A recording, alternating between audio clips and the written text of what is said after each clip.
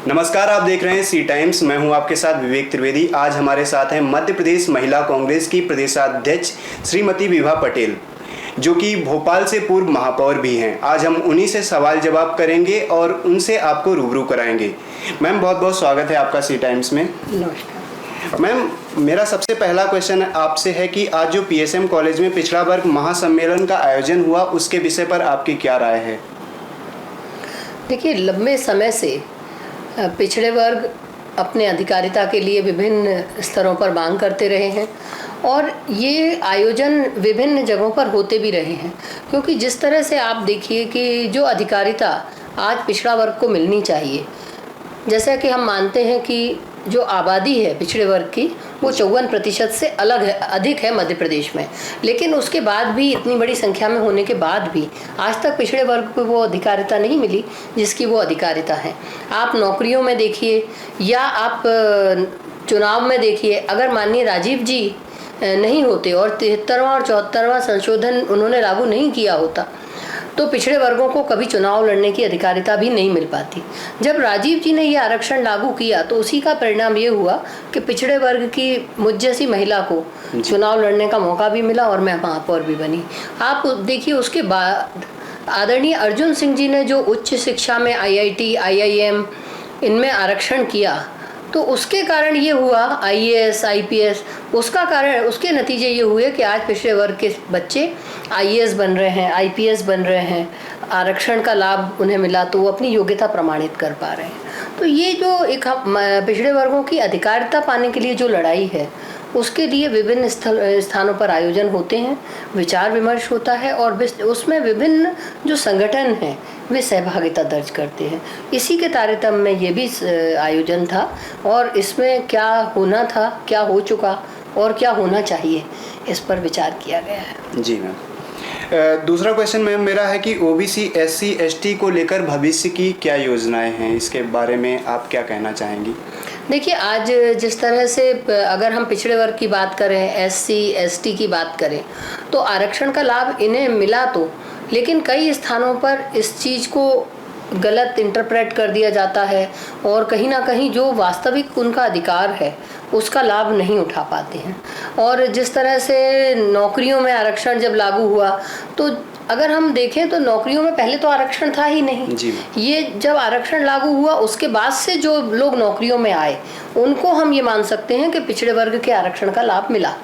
लेकिन इसी के साथ साथ जैसे अगर आप एडमिशन्स में देखें तो जो इंजीनियरिंग, IIT और इंजीनियरिंग में ख़ास तौर पर मैं कहना चाहती हूँ और मेडिकल कॉलेजेस में हमारे मध्य प्रदेश में, इसमें ये हुआ कि जो हमारे OBC के छात्र होते थे वो अगर मेरिट में आते थे तो उनको जनरल कैटेगरी के साथ काउंसलिंग में रखा जाता था, यानी जो सामान्य वर्ग के छात्र हैं उनकी काउंसलिंग पहले होती थी और उसमें जो हमारे मेरिटोरियस स्टूडेंट्स होते थे वो उसमें कम्पीट करते थे। उसके बाद जो हमारे कमज़ोर बच्चे होते थे वो आरक्षण का लाभ लेते थे। तो इस तरह से जो हमारा मेरिट वाला बच्चा था उसे तो ज़रूरत नहीं थी आरक्षण की, लेकिन जब से भारतीय जनता पार्टी की सरकार आई तो तब से ये काउंसलिंग का क्रम बदल दिया गया। उन्होंने हमेशा पहले SC, ST की काउंसलिंग की, OBC की और उसके बाद जनरल की। जो आरक्षण OBC को मिलना चाहिए था या आरक्षित वर्गों को, इन तीनों वर्गों को मिलाकर 50% कर दिया गया। और जो सामान्य वर्ग की अगर हम बात करें तो जो 2 या 3 या 5, 10% होते हैं उन्हें 50% का आरक्षण मिल रहा है। उसके आगे भी अगर हम आज बात बढ़ाकर बोलें तो जो 10% आरक्षण लागू किया गया कमज़ोर वर्गों के लिए, सामान्य से कमज़ोर वर्गों के लिए, तो इसका EWS का, तो वो तो 50 + 10 यानी 60% हो गया है। और जो कमज़ोर वर्ग, जो SC, ST और OBC के लिए जो आरक्षण है वो कम वहीं के वहीं है। तो जो वर्ग संख्या में कम है आप उनका आरक्षण बढ़ाते जा रहे हैं। देखिए, आज आवश्यकता इसकी है कि जो आरक्षित वर्ग हैं उन्हें उनके अधिकारिता मिलनी चाहिए। और ये अधिकारिता हम इसलिए नहीं कह रहे कि उन्हें अनावश्यक लाभ मिले, लेकिन हम ये कहना चाह रहे हैं कि आज सभी के पास तो संसाधन नहीं है। आज जो हमारे SC, ST के बच्चे हैं वो कहीं ना कहीं आज भी कोचिंग कर पाने में असमर्थ रहते हैं। जो बड़ी महंगी कोचिंग है उनमें तो वो जा नहीं सकते, महंगे स्कूलों में वो जा नहीं पाते हैं। तो इसीलिए उनको आज आरक्षण की आवश्यकता है, क्योंकि जो संसाधन है वो उनके पास समान रूप से नहीं है। लेकिन इसको कहीं ना कहीं कुछ लोग जो इस चीज़ को ना तो समझते हैं और ना ही समझना चाहते हैं और ना समझने देना चाहते हैं, उनका ये मानना है कि हम SC/ST में जो कमज़ोर बच्चे हैं या जो कहना चाहिए इनएफिशिएंट हैं या जो नाकारा हैं, उनको हम डॉक्टर बना देते हैं। जैसा कई जगह वो लोग कहते हैं कि आप SC के बच्चे से कैसे इलाज करा लेंगे, वो तो 15-15 साल में पास होते हैं। देखिए, बात ये नहीं है। आपने अगर उस बच्चे को एडमिशन दिया है तो आपने उसको केवल एडमिशन के लिए फेलिसिटेट किया है, आपने उसको दाखिला लेने के लिए एक सुविधा दी है। लेकिन उसके जो पासिंग मार्क्स हैं, पासिंग मार्क्स तो वही हैं जो सामान्य वर्ग के भी हैं। तो ऐसे में आप किसी भी योग्यता को वर्ग के आधार पर नहीं बांटा जाना चाहिए। और मैं कांग्रेस की होने के नाते, एक पदाधिकारी होने के नाते भी, और जब मैं महापौर थी तब भी, मैं ये महसूस करती हूँ कि हमें अधिकारिता सबको समान देनी होगी। हमें अवसर जिनको कम मिले हैं उन्हें हमें अवसर प्रदान करने होंगे। क्योंकि आज आप देखिए कि आउटसोर्सिंग के माध्यम से और प्राइवेट सेक्टर में जिस तरह से नौकरियां बढ़ रही हैं, तो कहीं ना कहीं जब प्राइवेट सेक्टर में नौकरियां बढ़ती हैं और आउटसोर्सिंग जैसी एक प्रथा हमारे प्रदेश में लागू हो गई है, तो रोजगार के अवसर तो वैसे ही कम हो गए हैं। और जहां प्राइवेट सेक्टर में नौकरियां हो रही हैं वहां आरक्षण है नहीं। तो जो हमारा SC/ST और OBC का बच्चा है वो फिर अफसरों की दौड़ में पीछे रह जाता है। तो आज होना ये चाहिए कि जहां आउटसोर्सिंग की प्रथा को बंद किया जाना चाहिए, जो प्राइवेट सेक्टर की नौकरियां हैं उनमें आरक्षण मिलना चाहिए, वहीं आज जो इनकी संख्या है उसके हिसाब से इन्हें अधिकारिता देना बहुत आवश्यक है। अधिकारिता इनको दी जाए और ये देखा जाए कि इनके साथ अन्याय नहीं होना चाहिए। मैम, वर्तमान में OBC की जनगणना का जो मुद्दा है वो बहुत जोरों से चल रहा है, काफ़ी राजनीति भी हो रही है इस मुद्दे के ऊपर, तो इस पर आपके क्या विचार हैं? देखिए, जनगणना निश्चित तौर से होनी ही चाहिए। और अगर SC/ST की जनगणना हो सकती है तो OBC की क्यों नहीं हो सकती? इनकी भी होना चाहिए, ताकि हम लोग जो कहते हैं हम 54% है, किसी स्थान पर हम कहते हैं हम 56% है, तो भाई पिछड़े वर्गों को भी ये पता लग जाए कि वो वास्तव में 50 है, 35 है या 50 से ऊपर है।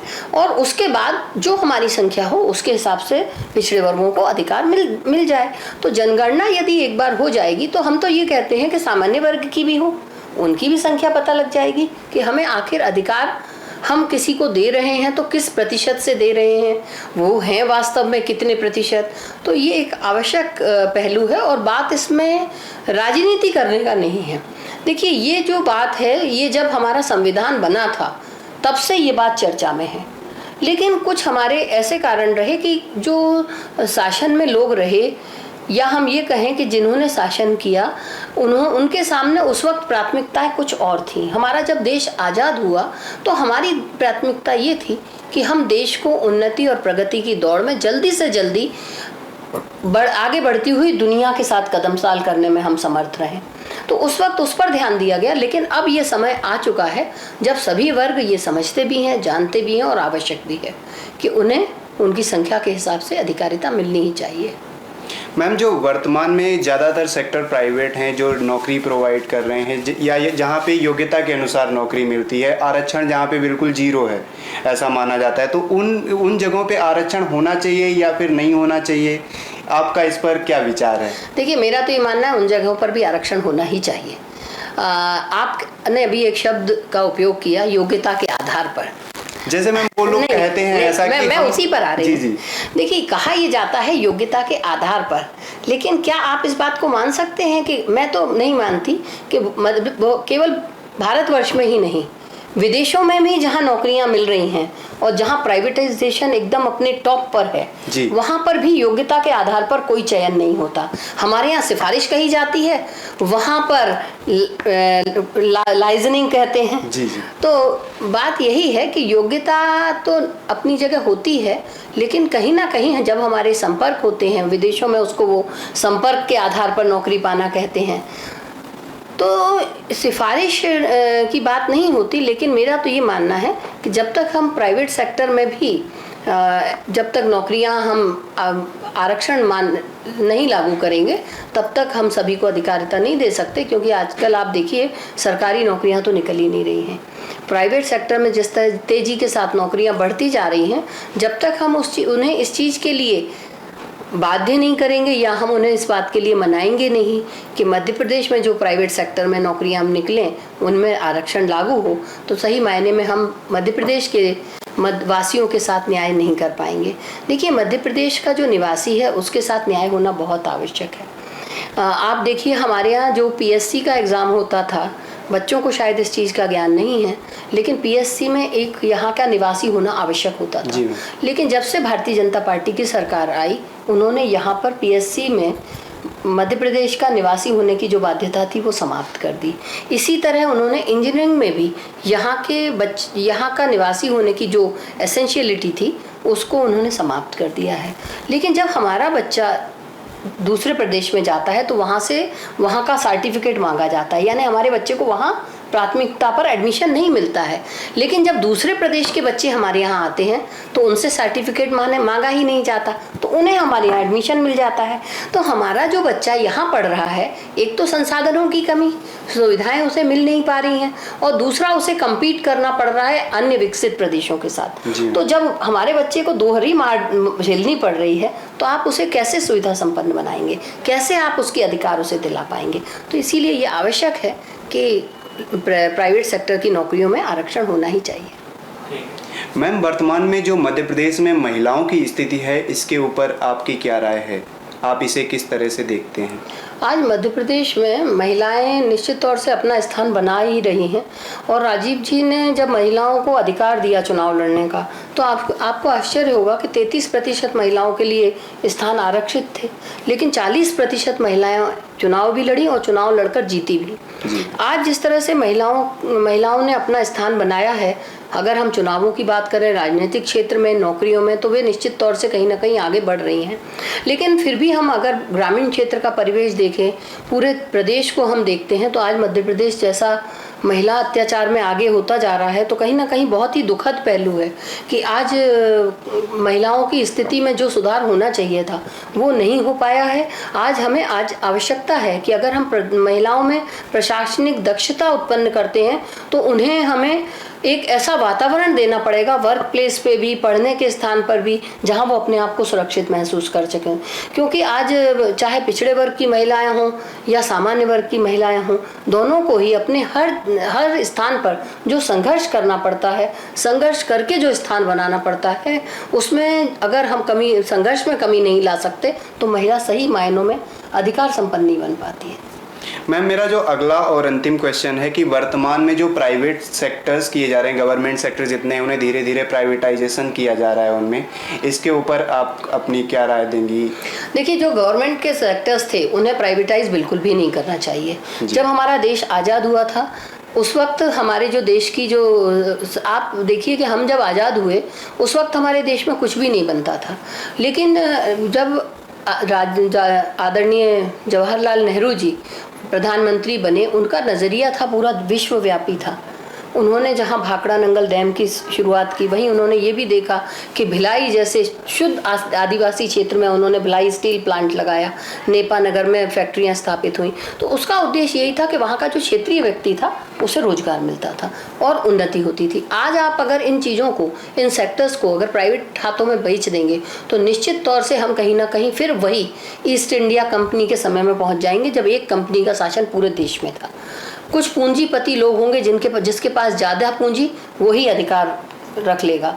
तो देखिए, जब हम लोकतंत्र में रहते हैं तो हम जनता के लिए, जनता के हितों के लिए लड़ते हैं, और इसीलिए आवश्यक है लोकतंत्र में कि ये प्राइवेट सेक्टर्स जिस तरह से शासन की भागीदारी के साथ चल रहे हैं वैसा ही रहना चाहिए, क्योंकि जब प्रशासन का उन पर दबाव रहता है तो सभी को समान अवसर उनमें मिलते हैं और उन्नति में वो अपनी भागीदारी दे सकते हैं। ये जो संस्थान हैं, चाहे हम भिलाई स्टील प्लांट को लें या हम BHEL को देखें, ये जो हमारे संस्थान हैं ये हमारे देश का गौरव है और ये आवश्यक है कि हम अपने गौरव को बनाए रखें। बहुत अच्छा लगा आपसे बातचीत करके, बहुत बहुत धन्यवाद आपका। तो ये थी हमारे साथ मध्य प्रदेश महिला कांग्रेस की प्रदेशाध्यक्ष श्रीमती विभा पटेल, जिनसे हमने काफ़ी सारे प्रश्नों पर बातचीत की, उनकी राय जानी। ऐसे ही और भी इंटरव्यूज हम आपके सामने लाते रहेंगे। तब तक देखते रहिए सी टाइम्स।